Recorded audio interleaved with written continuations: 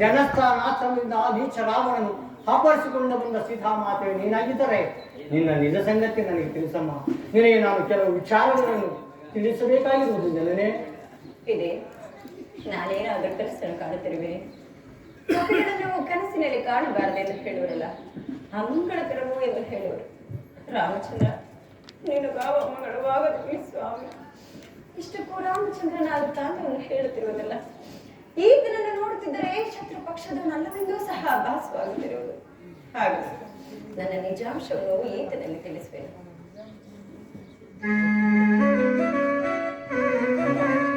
ಜನಕಂ ಧರಣೇಂದ್ರ ನವ ಜನಕಂ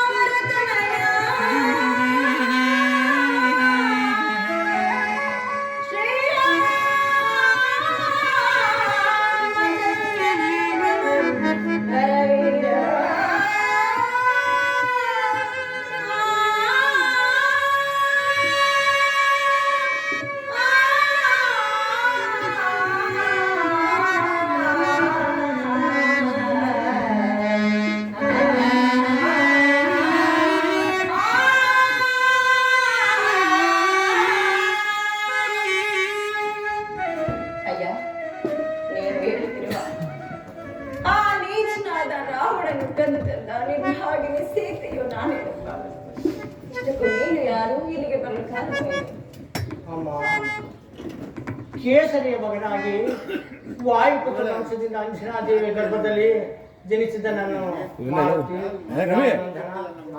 ಆಂಜನೇಯ ರಾಮ ಭಕ್ತನಾಗಿ ನಾನು ಇಲ್ಲಿಗೆ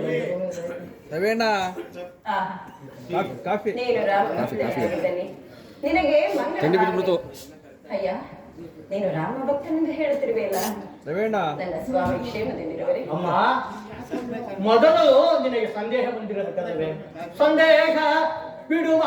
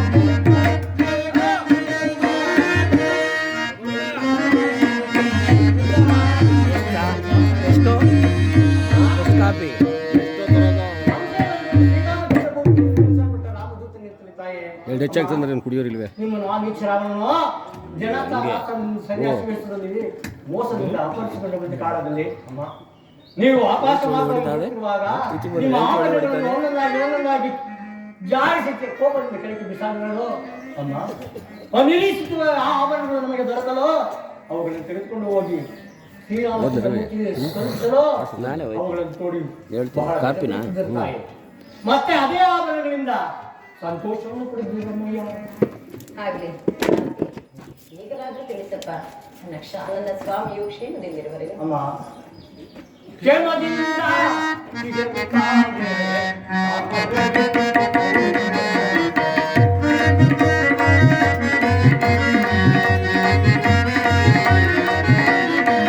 Yeah.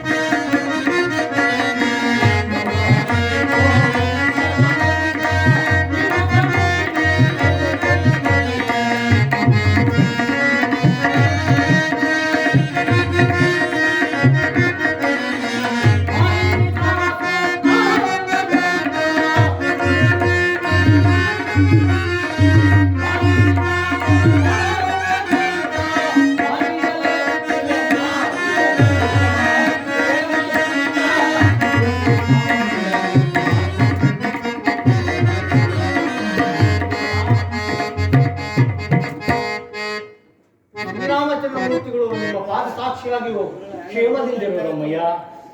ಮಾರುತಿ, ಹಾಗಾದ್ರೆ ನನ್ನ ಸ್ವಾಮಿ ಶ್ರೀರಾಮಚಂದ್ರರು ಲಕ್ಷ್ಮಣ ಸ್ವಾಮಿಯ ಶುಭ ಲಕ್ಷಣಗಳನ್ನು ವರ್ಣಿಸಬಲ್ಲಿಯ? ಅಮ್ಮ, ಶ್ರೀರಾಮಚಂದ್ರ ಮೂರ್ತಿಗಳ ಶುಭ ಲಕ್ಷಣಗಳಿಗಿಂತ ಮೊದಲೇ ಆತನ ವೃತ್ತಾಂತವನ್ನು ತಿಳಿಯಬೇಕೆಂದು ನಿಮಗೆ ಅಪೇಕ್ಷೆಯಿದೆ ತಾಯಿ.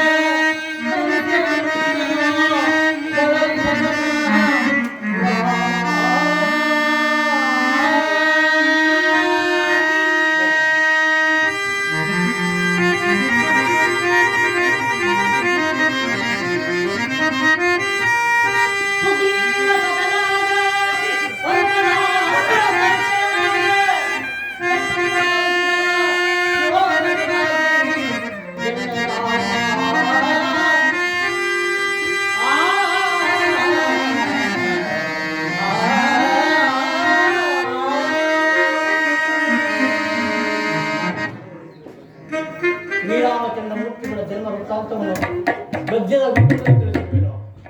ಮತ್ತೇನು ತಾಯೇ? ಶುಭ ಲಕ್ಷಣಗಳನ್ನು ಸಹ ತಿಳಿಸಿಬಿಡು. ಶ್ರೀರಾಮಚಂದ್ರ ಮೂರ್ತಿಗಳ ಶುಭ ಲಕ್ಷಣಗಳನ್ನು ತಿಳಿಸಬೇಕೆ ತಾಯೇ? ಹೌದು ಮಾರುತಿ. ರಾಮಯ್ಯನ ಶುಭ ಲಕ್ಷಣ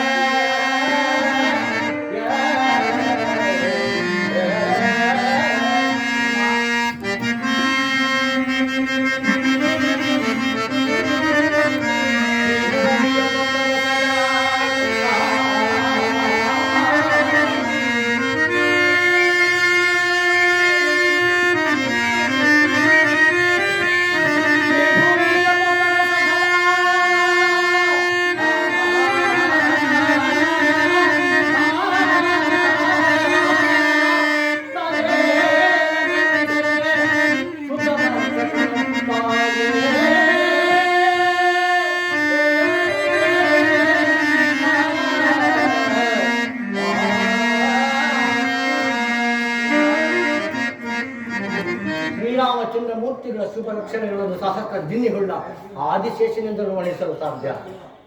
ಪಾಮರನಾದ ನಾನು ಕೋಟಿ ಏನನ್ನು ವರ್ಣಿಸಲಿ ಅಮ್ಮ. ಮಾರುತಿ, ಈ ವಿಸ್ತೀರ್ಣವಾದ ಸಾಗರವನ್ನು ನೀನು ಯಾವ ರೀತಿಯಾಗಿ ನಿಗಿಸಿ ಬಂದೆ? ಅಮ್ಮ, ಈ ಶತಯೋಧನ ವಸ್ತು ವಿಸ್ತೀರ್ಣವನ್ನು ಶ್ರೀರಾಮಚಂದ್ರ ಮೂರ್ತಿಗಳ ಅನುಗ್ರಹ ತಮ್ಮ ಆಶೀರ್ವಾದಗಳಿಂದ ಆದಿ ಬಂದಿರು ತಾಯಿ. ಹಾಗಾದ್ರೆ ಒಮ್ಮೆ ನಿನ್ನ ವಿಶ್ವರೂಪವನ್ನು ತೋರಬಲ್ಲೆ? ಬೇಡ ತಾಯಿ, ಭಯಪಡುವರೆ. ಶ್ರೀರಾಮಚಂದ್ರನ ಧರ್ಮಪತ್ನಿಯಾದ ನನಗೆ ಭಯವೆಂದರೇನು? ಒಮ್ಮೆಯಾದರೂ ವಿಶ್ವರೂಪವನ್ನು ತೋರೋಣ. ಹೌದು, ಜಯ ರವಿ ಸಮರ್ಥ.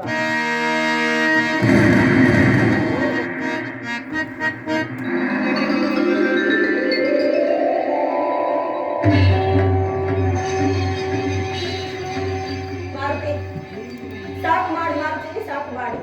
ಈ ನಿನ್ನ ಘೋರ ರೂಪವನ್ನು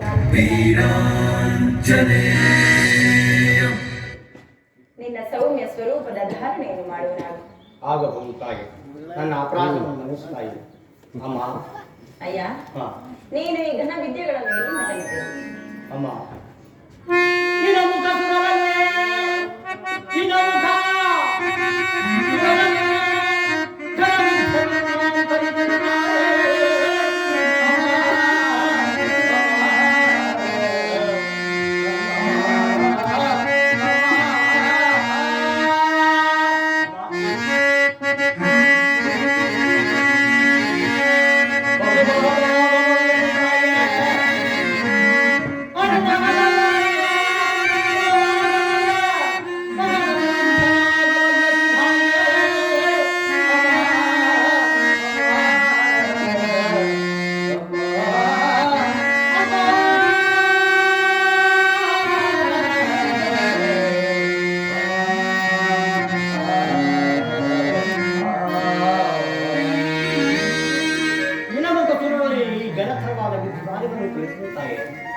ಮಾರುತಿ, ನೀನು ಏನೇ ಹೇಳಿದರೂ ನಿನ್ನಲ್ಲಿ ನನಗೆ ನಂಬಿಕೆಯ ಸಾಲದಾಗಿದೆಯಯ್ಯ.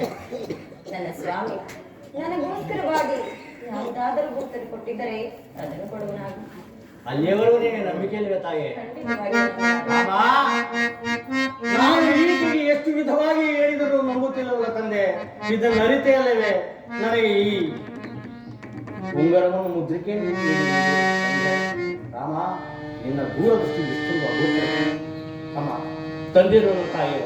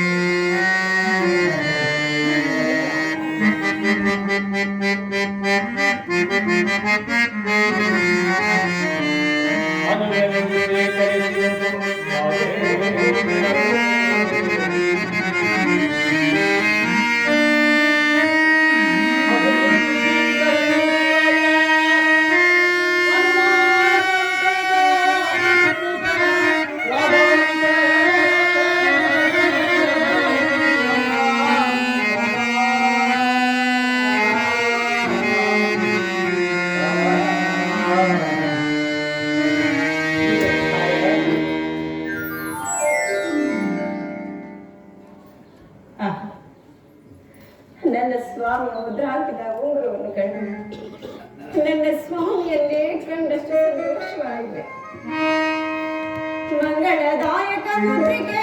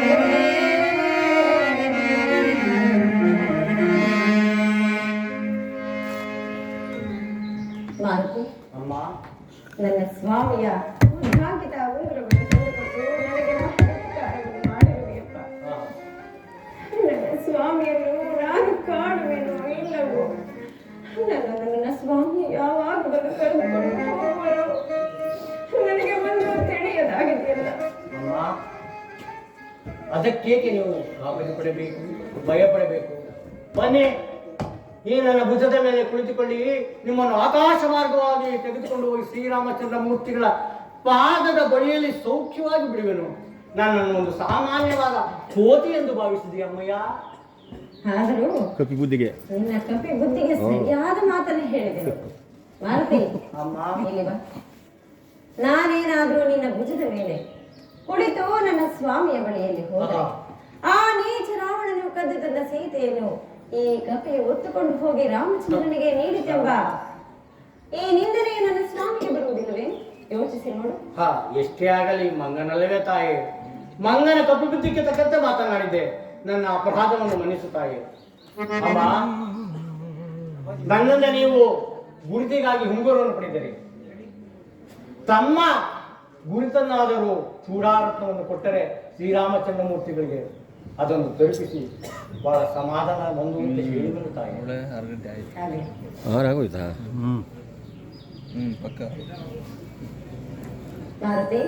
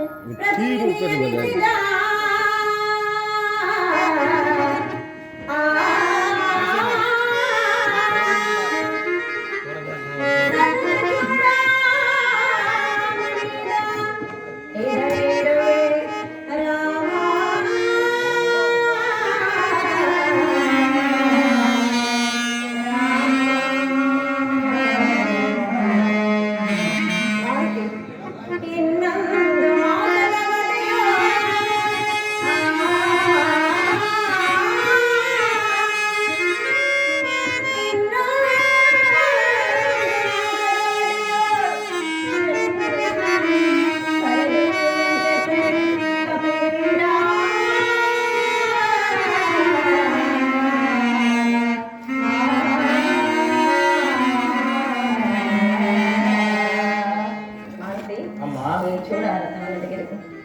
ಇದನ್ನು ನನ್ನ ಸ್ವಾಮಿಗೆ ತಲುಪಿಸಿ ಇನ್ನೊಂದು ಮಾಸದ ಮದುವೆಗೆ ನನ್ನನ್ನು ಕರೆದುಕೊಂಡು ಹೋಗುವಂತೆ ಹೇಳಿದರು. ಇಲ್ಲವಾದರೆ ಆತ್ಮಹತ್ಯೆ ಸೀತೆಯ ಮುಂದಿನ ಗುರಿ ಎಂದು ಸಹ ಅಮ್ಮ, ನಾನಿನ್ನು ಹೋಗಿ ಬರಲೆ ತಾಯೇ. ಹಾಗೆ ಮಾತೆ. ಅಮ್ಮ, ನನ್ನದನ್ನು ವಿಜ್ಞಾಪನೆ ಮಾತೆ. ಏನಯ್ಯ?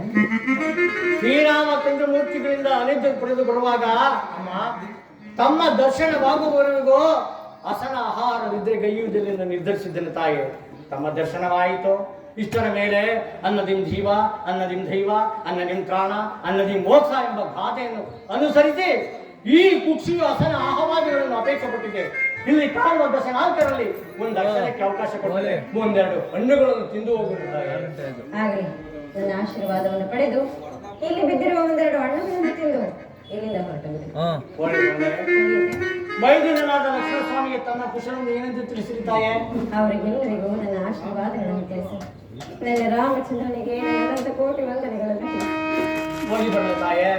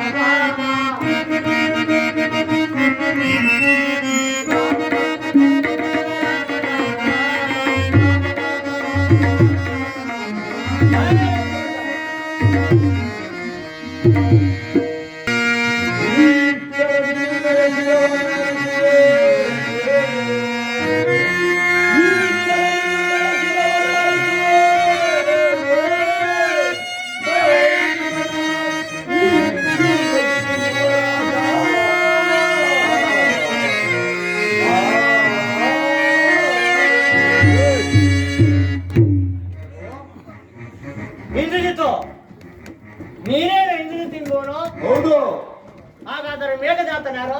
ಮೇಘನಾಥನು ನಾನೇ, ಇಂದ್ರಜಿತುವು ನಾನೇ. ಮೇಘನಾಥನು ನೀನೆ, ಇಂದ್ರಜಿತು ನೀನೆ. ನೀನು ಹೀರೋ ಒಬ್ಬನೇ ಆದರೆ ನೀನು ಒಂದೇ ಒಂದು ಮುಖ ಇರುವುದಲ್ಲ, ಕಾರಣವೇನು? ಏ ಮಂಗಣ್ಣ, ನಮ್ಮ ಯುವರಾಜಪ್ಪನವರು ಮುಖ ತೊಳೆಯುವಾಗ ಮನೆಯವ್ರ ಮುಖ ಇಟ್ಕೊಂಡಿದ್ದಾರೆ ಕಣಯ್ಯ. ಎರಡು ಮುಖ, ಮೇಘನಾಥನಿಗೆ ಎರಡು ಮುಖ. ಇರಲಿ. ಇಂದ್ರಜಿತು, ನಿನ್ನ ಅಭಿಪ್ರಾಯವೇನೋ? ಲೋಕಪಡಿಗ ಬ್ರಹ್ಮದಾವರವನ್ನು ಹಾಳು ಮಾಡಿ ಅಕ್ಷಯ ರಾಕ್ಷಸಾದಿಗಳನ್ನು ಕೊಲ್ಲಲು ಕಾರಣವೇನು? ನಾನು ಅಕ್ಷಯ್ ಕುಮಾರನನ್ನು ಕೊಲ್ಲಲಿಲ್ಲ, ಈ ನನ್ನ ಮುಷ್ಟು ಗಾತ್ರಗಳು ಹೋಗಬೇಕು.